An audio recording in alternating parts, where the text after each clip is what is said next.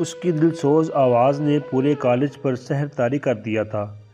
Guitar بجاتے ہوئے لبوں سے لفظوں کو آزاد کرتے وہ وہاں موجود لڑکیوں کی دھڑکنوں کو تیز کر گیا تھا۔ اس نے آنکھ اٹھا کر کسی کو نہیں دیکھا تھا، البتہ سب کی نظریں اس پر جمی تھیں۔ 10 منٹ بعد وہ کرسی سے اٹھا تھا۔ گٹار کو کندھے پر لٹکانے کے بعد اس نے اپر کے ہوڈ کو سر پر گرایا تھا، جس سے اس کا پورا چہرہ چھپ گیا تھا۔ اس کے اٹھنے پر وہاں موجود ہر ایک شخص نے تالیاں بجائی تھیں۔ آر جے نے قدم کینٹین سے باہر کی طرف بڑھائے تھے۔ اس کے چاروں طرف لڑکوں اور لڑکیوں کا ہجوم تھا۔ اسے آتا دیکھ کر سب نے اسے راستہ دیا تھا اور وہ اپر کی جیبوں میں ہاتھوں کو ٹھونسے، چہرہ جھکائے، سیٹی پر دھن گنگناتا وہاں موجود لوگوں کے ہجوم سے نکلتا چلا گیا تھا، بنا جانے کہ لوگ کتنی حسرت سے اسے دیکھ رہے تھے۔ اتوار کا دن تھا۔ ماہم، حانم اور جواد تینوں بہن بھائی گھر میں ہی موجود تھے۔ باہر چلتی ٹھنڈی ہواؤں نے دھند کو چھٹنے پر مجبور کر دیا تھا، لیکن ہوا کی وجہ سے لوگ اپنے گھروں میں دبکے پڑے تھے۔ وہ کچن میں کھڑی ناشتہ بنا رہی تھی۔ کل ہونے والے واقعے نے اسے روحان جبیل سے مزید دور کر دیا تھا۔ جب پرنسپل اسے ڈانٹ رہی تھی، اس وقت جس طرح سے محفوظ ہو رہا تھا حانم کو یاد تھا۔ وہ چیز اسے اندر سے جلا رہی تھی۔ وہ کچھ نہیں کر سکتی تھی۔ کیا ہو گیا ہانی؟ سارا آملیٹ جل گیا۔ دھیان کہاں ہے تمہارا؟ اسے یوں گمسم کھڑے دیکھ کر آسیہ بیگم نے چولہا بند کیا۔ وہ چونک کر خیالوں سے باہر آئی تھی۔ اس لیے کہتی ہوں یہ اوٹ پٹانگ کتابیں کم پڑھا کرو، انسان پاگل ہو جاتا ہے۔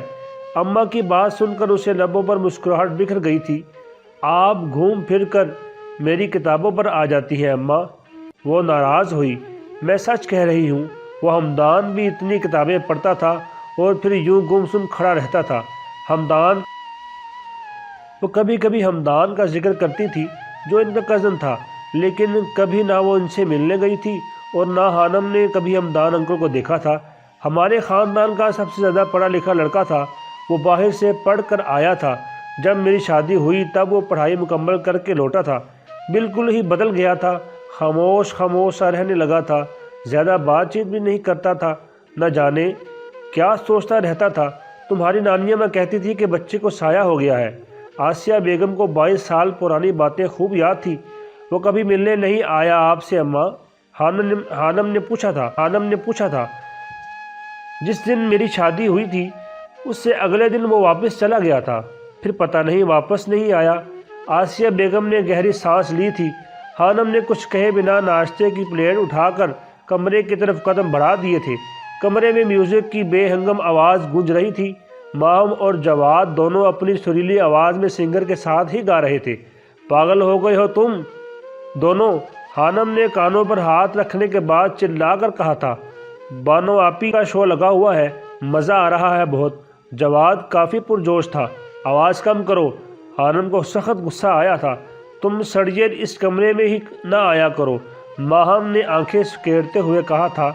حانم بنا کچھ کہے پلیٹ اٹھا کر کمرے سے باہر نکل گئی تھی۔ اس کا کچھ نہیں بن سکتا سڑیل۔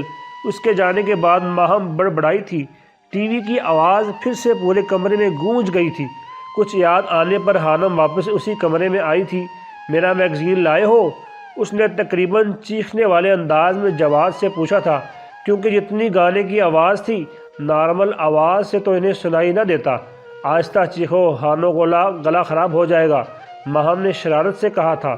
امی کے پاس ہے، میں لے آیا تھا، جواد نے والیوم کو میوٹ کرتے ہوئے جواب دیا تھا۔ جب بھی آر جے کا شو لگتا تھا وہ ریموٹ اپنے ہاتھ میں رکھتا تھا۔ کالج میں وہ روحان جبیل نہیں جینے دیتا تھا اور گھر میں یہ دو لوگ۔ وہ بڑبڑا رہی تھی اور ساتھ ساتھ اپنا مطلوبہ میگزین تلاش کر رہی تھی۔ کافی دن پہلے اس نے میگزین کے ادارے کو سوال بھیجا تھا، وہی دیکھنا چاہ رہی تھی کہ جواب ملا ہے یا نہیں۔ شکر ہے مل گیا۔ کتابوں کے اوپر پڑے میگزین کو دیکھ کر اس نے شکر کیا تھا اور جستجو کا صفحہ کھولنے پر اس کی آنکھیں چمک اٹھی تھیں۔ شعور کیا ہے اور لا شعور کسے کہتے ہیں؟ اس کا سوال جواب سمیت موجود تھا۔ اس نے میگزین ایک طرف رکھا اور فٹافٹ ناشتہ کرنے لگی۔ وہ مکمل طور پر پرسکون ہونے کے بعد جوالی تھی۔ بھانپ اڑاتے کافی کے کپ کو اس نے اٹھا کر جیسے ہی لبوں سے لگایا، اس کی نظر ایک کونے میں بیٹھے شخص پر پڑی تھی جو اسے ہی دیکھ رہا تھا۔ نظریں ملنے پر وہ گڑبڑا کر چہرے کا رخ موڑ گیا تھا۔ اینجل کی تیوری چڑھی تھی۔ اس نے کپ کو میز پر پٹکا اور اپنی جگہ سے اٹھنے کے بعد قدم اس شخص کی طرف بڑھا دیے جس کا آدھا چہرہ چھپا ہوا تھا۔ یہ شخص نہ جانے کیوں اس کا پیچھا کر رہا تھا۔ اینجل کو اس سے حد درجے کی کوفت ہوئی تھی۔ آج تو اس نے صاف صاف بات کرنے کا فیصلہ کیا تھا۔ اینجل کو اپنی طرف آتا دیکھ کر وہ سنبھل کر بیٹھا تھا اور اس طرح ظاہر کرنے لگا جیسے وہ اسے جانتا ہی نہ ہو۔ Excuse me. پاس جانے پر اینجل نے سخت سے لہجے میں اسے پکارا۔ وہ چائے پینے میں ایسے مگن تھا جیسے سنا ہی نہ ہو۔ مسٹر مون، آپ گونگے ہونے کے ساتھ ساتھ بہرے بھی ہیں کیا؟ اس کی اس بات پر مون نے چونک کر اپنے سامنے کھڑی اینجل کو دیکھا تھا جو اس وقت اینجل کم اور ڈائن زیادہ لگ رہی تھی۔ مون نے اس کے بہرا کہنے پر برا سا منہ بنایا تھا۔ یس، آنکھوں سے اشارہ کیا گیا تھا کہ بولیے، آپ میرا پیچھا کیوں کرتے ہیں؟ میں جہاں جاؤں آپ وہاں کیوں موجود ہوتے ہیں؟ وہ غصے سے پوچھ رہی تھی۔ نو، مون نے نفی میں سر ہلایا جیسے کہہ رہا ہو کہ میں نے ایسا کچھ نہیں کیا۔ اوہ، تو آپ جھوٹ بھی بولتے ہیں؟ اینجل نے دونوں ہاتھوں کو ذرا سا اوپر اٹھا کر خالص برٹش لہجے میں کہا تھا۔ نو، مون نے پھر سر نفی میں ہلایا تھا اور ہونٹوں پر آئی مسکراہٹ کو مشکل سے ضبط کیا تھا۔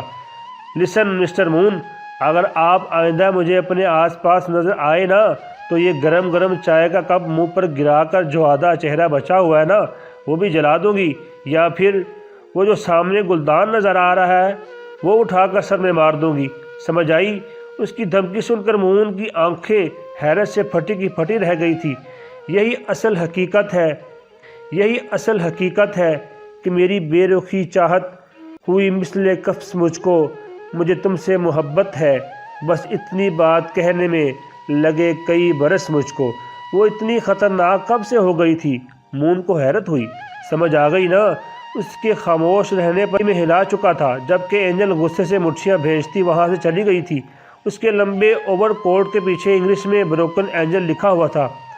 I am so lonely broken angel, one and only broken angel۔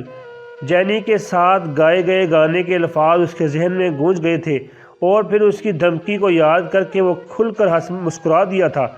تیری داستان بے وفائی میرے چہرے پہ رقم ہے، زندگی میں صرف سوزش غم ہے، تیری بے وفائی کا غم ہے، تیری بے اعتنائی کا غم ہے، تیرے مغرور لہجے میں جھلکتی ہتک کا غم، دل بے تاب کی نارسائی کا غم، پاکیزہ جذبات کی رسوائی کا غم۔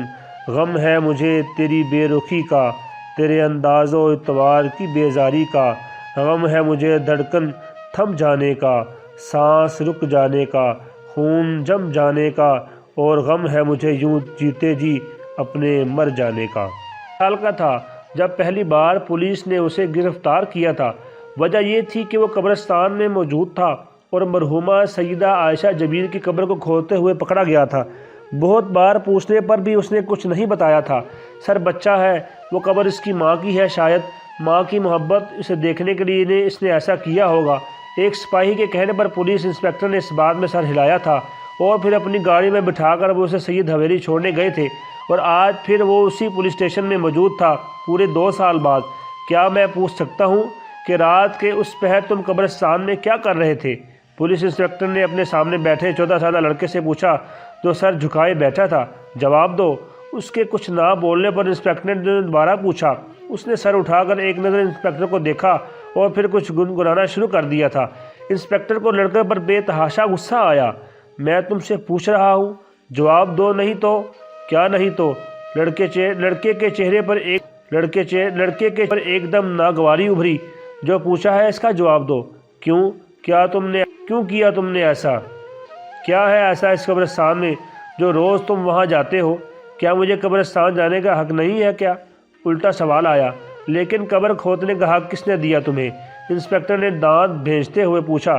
میں بس ایک تجربہ کرنا چاہتا تھا۔ لڑکا اب پرسکون ہو چکا تھا۔ کیسا تجربہ؟ انسپکٹر حیران ہوا۔ یہی کہ مرنے کے بعد قبر میں انسانی جسم کے ساتھ کیا کیا ہوتا ہے، کون کون سے کیڑے جسم۔ کیا بکواس ہے یہ؟ انسپکٹر نے لڑکے کی بات کاٹی۔ اس کی باتیں وہاں موجود سبھی لوگوں کے رونگٹے کھڑے کر رہی تھی جبکہ وہ پرسکون بیٹھا تھا۔ ہونٹ سیٹی بجانے کے انداز میں سکڑے ہوئے تھے۔ انسپکٹر کو اس پر کسی پاگل کا گمان ہوا تھا۔ کیا وہ واقعی پاگل تھا؟ کیا اس کے ساتھ کوئی نفسیاتی مسئلہ تھا؟ انسپکٹر سمجھنے سے قاصر تھا۔ مسٹر جمیل کو فون کیا جائے، آج انہیں میں بتاؤں گا کہ ان کا بیٹا کیا کر رہا ہے۔ انسپکٹر نے اپنے دائیں طرف کھڑے ایک سپاہی سے کہا تھا جو یہ بے یقینی سے انسپکٹر کو دیکھ رہا تھا۔ سنا نہیں تم نے؟ فون ملاؤ۔ انسپکٹر نے غصے سے حکم دیا۔ لیکن سر وہ علاقے کے معزز شخصیت ہیں، انہیں یہاں بلانا۔ انسپکٹر کے گھورنے پر باقی الفاظ اس کے منہ میں ہی دم توڑ گئے تھے اور وہ فوراً فون کی طرف لپکا، جبکہ لڑکا پرسکون انداز میں بیٹھا کچھ گنگنا رہا تھا۔ اور کیا ہے؟ سوال کے پہلے حصے کا جواب اس نے پڑھنا شروع کیا تھا۔ کچھ سوال سوچ لیتے ہیں۔ کیا خود کار روبوٹ جو اپنا راستہ خود تلاش کر سکتا ہے باشعور ہے؟ کیا پالتو کتا جو جذبات کا اظہار کر سکتا ہے اور خود سے فیصلے بھی لے سکتا ہے، کیا شعور رکھتا ہے؟ ایک نوزائیدہ بچہ جو دودھ پی کر لڑک کر سو گیا ہے، اسے باشعور کہیں گے؟ یا ایک سوتے ہوئے شخص کا شعور جاگتے شخص سے فرق ہے؟ اس بارے میں سچ یہ ہے کہ ہمیں ابھی ہمارے پاس شعور کی معروضی تعریف یا اس کی پیمائش کا طریقہ یا فریم ورک نہیں۔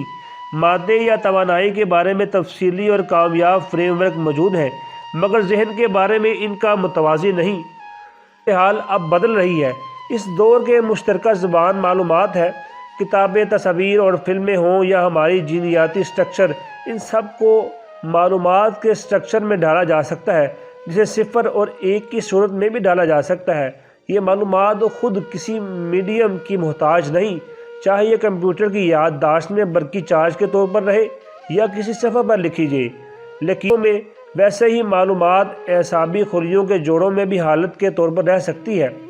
کمپیوٹر کے ابتدائی دنوں سے ایک بحث رہی کہ ذہن کو معلومات کی حالتوں سے سمجھا جا سکتا ہے، مگر اس خیال کو کسی بھی نظریے میں بدلنے کے ذرائع کی کمی رہی۔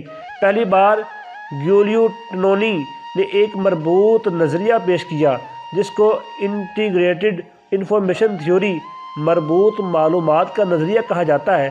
یہ نظریہ دو بنیادوں پر کھڑا ہے، ایک یہ کہ شعور کی حالتیں ممتاز ہیں اور معلومات سے بھرپور ہے، دوسرا یہ کہ یہ معلومات مربوط ہے، کوشش بھی کی جائے تو ایک حالت کے ٹکڑے نہیں کیے جا سکتے۔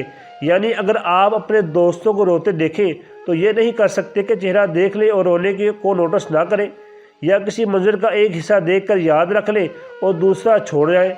تو جو بھی معلومات ہے وہ مکمل اور ناقابل تقسیم ہے۔ جیسے جیسے وہ پڑھ رہی تھی، سوچ کی لکیریں اس کے چہرے پر واضح ہو رہی تھی۔ اتنا پڑھنے کے بعد اس نے صفحہ پلٹا تھا۔ معلومات اور شعور کی اکائی کے پیچھے اعصابی نظام کے بہت سے حصے مل کر کام کرتے ہیں۔ جب یہ تعلق منقطع ہونا شروع ہو جائے، جیسا کہ نیند یا بے ہوشی کی حالت ہوتا ہے، تو شعور مدھم ہونا شروع ہو جاتا ہے۔ اگر منقسم دماغ والے مریضوں کو دیکھیں جن کے دماغ کے دو حصوں کا رابطہ مرگی کے دوروں کے علاج کے لیے منقطع کیا جاتا ہے، تو یہ نظر آ جاتا ہے کہ ایسا کرنے سے شعور بھی دو حصوں میں تقسیم ہو جاتا ہے۔ اس لیے یہ سمجھا جا سکتا ہے کہ شعور کے لیے اکائی کی صورت میں ممتاز حالتوں کا رابطہ درکار ہے۔ ایک کمپیوٹر ہارڈ ڈسک میں کیپیسٹی ذہن سے زیادہ ہوگی، مگر یہ اکائی کی صورت میں جڑی نہیں۔ اس ہارڈ ڈسک میں معلومات صفر اور ایک کی صورت میں ہے، اور اس میں محفوظ تصاویر سے کمپیوٹر یہ اندازہ آسانی سے نہیں کر سکتا کہ اس میں محفوظ تصاویر ایک لڑکی کی ہے جو بچپن سے بڑی ہوتی ہوئی اب ٹین ایجر بن چکی ہے۔ بایولوجیکل ذہن کم انفارمیشن رکھنے کے باوجود ان کو بہت آسانی سے یکجا کر سکتا ہے۔ اس کے کراس لنک ہونے کی وجہ سے ہے۔ جتنے لنکس بڑھتے جاتے ہیں وہی معلومات اتنی معنی خیز ہو جاتی ہے۔ ان سے ٹنونی نے یہ نتیجہ نکالا ہے کہ انٹیگریٹڈ انفارمیشن کی پیمائش ہی شعور کی پیمائش ہے۔ ان خیالات کو ریاضی کی زبان میں انفارمیشن تھیوری کے تصورات کے طور پر بتایا جا سکتا ہے، اور اصولی طور پر ان کی پیمائش کسی بھی چیز کے لیے کی جا سکتی ہے۔ بایولوجی میں کسی ایک دماغ کو نیورون، ایکسون، ڈینڈرائٹ اور سائنیپسز کو دیکھتے ہوئے ان انٹیگریشنز کی پیمائش کرنا ممکن ہو سکے گا۔ اس سے جو نمبر نکلے گا جو اس نیٹ ورک کی حالت کی پیمائش کرے گا، اس سے یوں کہہ لیں کہ ان کے اتحاد کا نمبر ہوگا۔ جتنا انٹیگریٹڈ سسٹم ہوگا اتنا یہ اتحاد زیادہ ہوگا، اور اتنا ہی یہ نمبر اور یہ نمبر کی شعور کی حالت بتائے گا۔ اس نظریے سے ہمیں کئی مشکل سوالوں کے جواب مل جاتے ہیں۔ اس حصے میں ہے، اس سے نیورونز کی تعداد سیریبرل کورٹیکس سے زیادہ ہے۔ اگر سیریبلم کام کرنا چھوڑ دے تو کوئی صلاحیتیں متاثر ہوتی ہیں مگر مجموعی طور پر شعور پر اثر نہیں پڑتا، جبکہ کورٹیکس کا یا تھیلیمس شعور کے لیے بہت ضروری ہے۔ ایسا کیوں ہے؟ مربوط معلومات کا نظریہ اس کا جواب اس حصے کی سرکٹ کی پیچیدگی کے فرق سے دیتا ہے۔ اس طرح گہری نیند میں اور جاگتی حالت میں انفرادی خلیے کی ایکٹیویٹی میں فرق نہیں آتا، مگر ان حالتوں میں شعوری کیفیت کے فرق کا جواب اس نظریے سے مل جاتا ہے۔ اس نظریے سے یہ بھی وضاحت ہو جاتی ہے کہ شعور کے لیے نہ کوئی حس چاہیے اور نہ ہی کوئی آؤٹ پٹ، یہ خود اپنے اندر ایک ڈائنامک اینٹیٹی ہے، اور اسی میں کینسر کے مریض کی تکلیف، بچپن کی یادیں اور مراقبہ کرتے شخص کا سکون پایا جاتا ہے۔ آسکر وائلڈ کی تشریح کی جائے تو گلاب کی مہک، سیب کی سرخی اور کوئل کی آواز انہی اسبابی تعاملات میں ہی موجود ہے۔ ڈسکلیمر: IIT ابھی شعور کی مکمل وضاحت نہیں کرتا، لیکن اس بارے میں اب تک کی بہترین scientific theory integrated information theory ہے۔ یہ 2004 میں پہلی بار پیش کیا گیا اور اسے بہتر کرنے پر کام ہو رہا ہے۔ اس کی تیسری ریویژن 2014 کی ہے۔ شعور کے بارے میں ہونے والا بہتر کام ابھی تک یہی ہے۔ اسے سمجھ کر آپ اس موضوع پر ہونے والے کام اور سمت سے متعارف ہو سکتے ہیں۔ انسانی دماغ میں 100 ارب کے قریب نیورونز ہیں۔ ان میں سے زیادہ تر نیورونز دماغ کے ان حصوں میں ہیں جن کا شعور کی پروسیسنگ سے کوئی تعلق نہیں۔ مثال کے طور پر انسان کے دماغ میں سب سے زیادہ نیورونز سیریبلم میں ہیں، جو ہماری حرکات کی کوارڈینیشن کا کام کرتا ہے، لیکن اس حصے کا شعور سے کوئی تعلق نہیں ہے۔ اس کا مطلب یہ ہے کہ ہم بہت سی ایسی حرکات کرتے ہیں جن کے بارے میں نہ تو ہمیں یہ علم ہوتا ہے کہ یہ حرکات کیسے طے پا رہی ہیں، اور اکثر صورتوں میں ہمیں یہ بھی علم نہیں ہوتا کہ کوئی بھی حرکت ہو رہی ہے۔ نیورو سائنس کی ایجاد سے پہلے ان حصوں میں ہونے والی پروسیسنگ کو لاشعور کا نام دیا جاتا تھا۔ پڑھنے کے بعد ہانم نے ایک گہرا سانس لیا تھا۔ جتنا وہ چیزوں کو جاننا چاہ رہی تھی وہ اتنی ہی پیچیدہ ہوتی جا رہی تھی۔ سلام سید صاحب، وہ گیٹ سے اندر داخل ہوا تھا جب گارڈ نے اسے دیکھ کر سلام کیا تھا۔ گارڈ سیدوں کا بہت احترام کرتا تھا، جبکہ وہ بدقسمتی سے سید خاندان سے تعلق رکھتا تھا۔ وہ بنا کچھ جواب دیے آگے بڑھ گیا تھا۔ کلاس کی طرف جاتے ہوئے اس کی نظریں لان میں ٹہلتی ہانم پر پڑی تھی۔ وہ رک گیا تھا۔ وہ فون پر کسی سے بات کر رہی تھی۔ آرجے کی نظر فون پر بات کرتی ہانم پر جمی تھی۔ وہ اس کے ہونٹوں کی حرکت کو دیکھنے کے بعد اچھے طریقے سے سمجھ رہا تھا کہ وہ کیا بات کر رہی ہے۔ اچانک اس کے چہرے پر ناگواری ابھری تھی۔ وہ اپنے غصے کو ضبط کرتا آگے بڑھ گیا تھا۔ وہ جان گیا تھا کہ ہانم نے فون پر کیا کہا تھا۔ کون؟ روحان جبیل دنیا کی بدقسمت ترین لڑکی ہوگی وہ جس کی زندگی میں روحان جبیل داخل ہوگا۔ فون پر ہانم نے مہرو سے کہا تھا۔ آرجے کی آنکھیں غصے کے بعد سرخ ہو چکی تھی۔ کاریڈور میں داخل ہونے پر اس نے پلر کو زوردار ٹھوکر ماری تھی۔ شاید ہانم جانتی نہیں تھی کہ وہ انجانے میں جو کہہ گئی تھی اس کے بدلے میں آرجے اسے کبھی معاف نہیں کرنے والا تھا۔ مزید اچھی ویڈیو کے لیے ہمارا چینل سبسکرائب کریں، بیل آئیکن ضرور دبائیں تاکہ آپ کو ہماری نئی ویڈیو کا نوٹیفیکیشن ملتا رہے۔